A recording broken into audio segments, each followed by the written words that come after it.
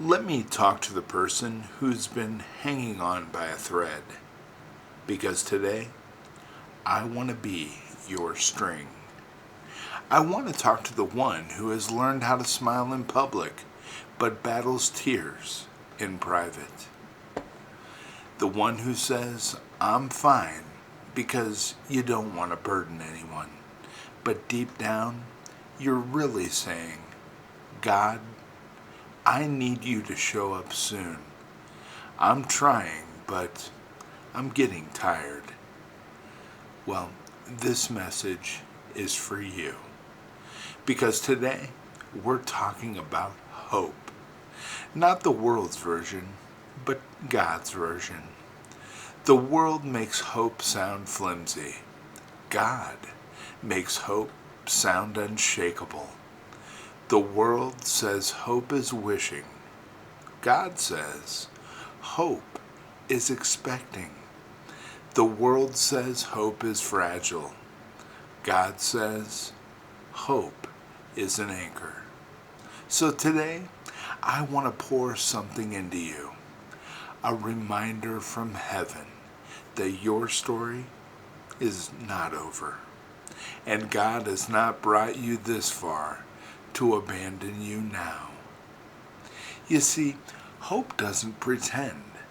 Hope pushes back. Some people think hope means ignoring reality, but that's not even close. You see, hope doesn't deny the pain. Hope doesn't deny the confusion. Hope does not deny the anxiety. Hope simply declares, "This valley will not bury me. This setback won't define me.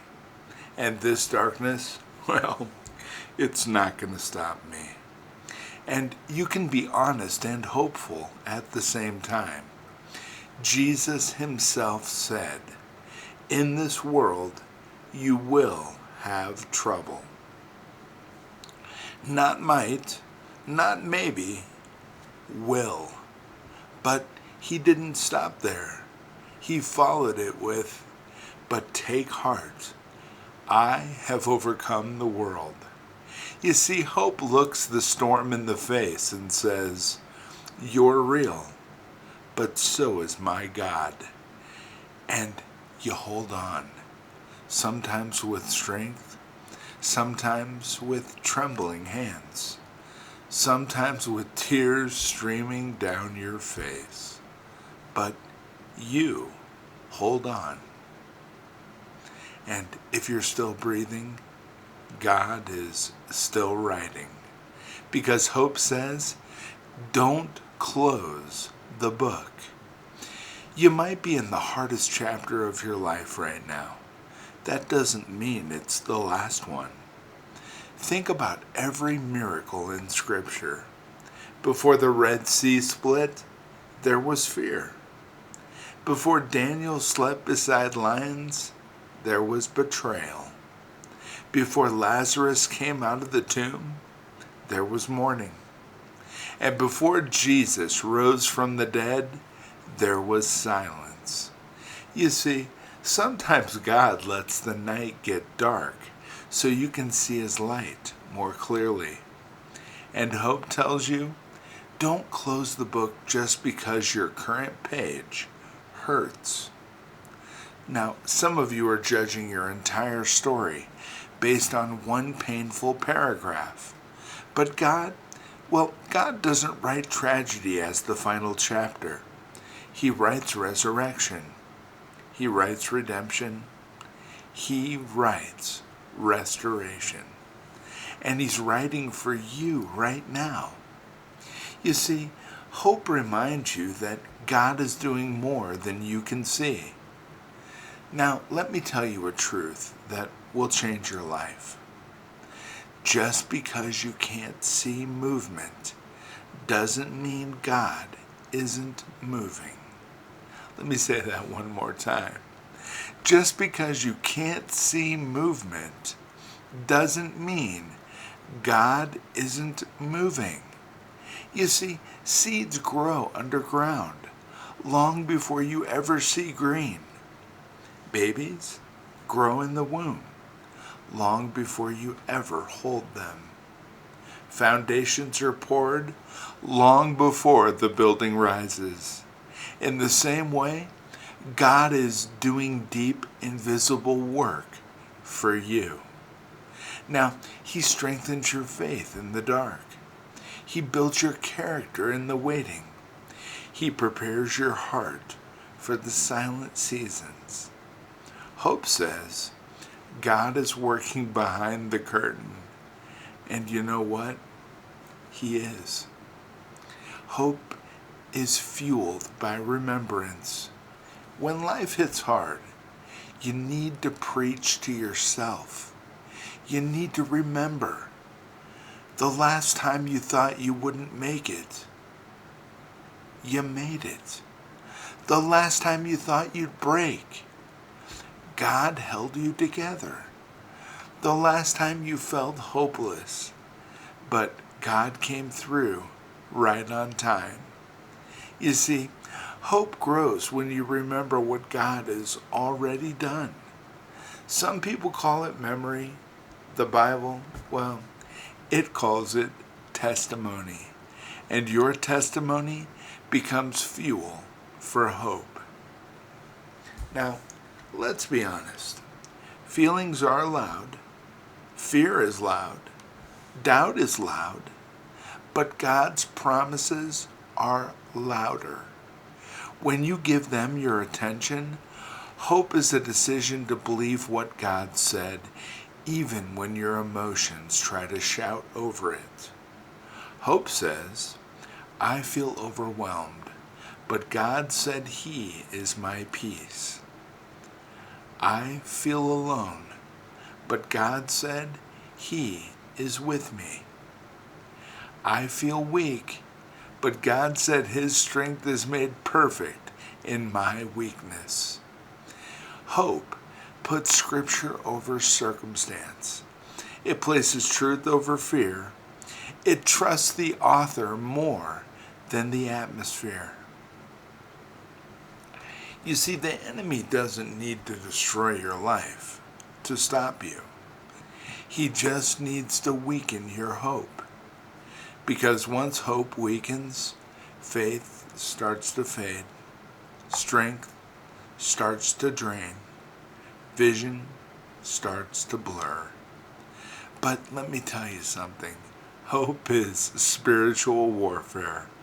When you say God is not finished, you fight back. When you say better days are coming, you resist the enemy. When you say God promised me a future, you shut down every lie hell sends your way. Hope is your weapon.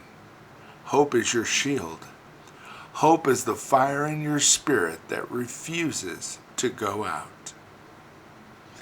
You know, hope is the breath of the soul. You can live weeks without food. You can live days without water. But you cannot live 1 second without hope. Hope gives you courage to get out of bed. Hope gives you strength to keep fighting. Hope gives you vision to keep moving.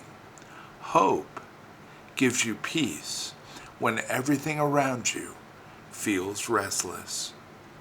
And for the believer, like you and me, hope is not optional, it's essential.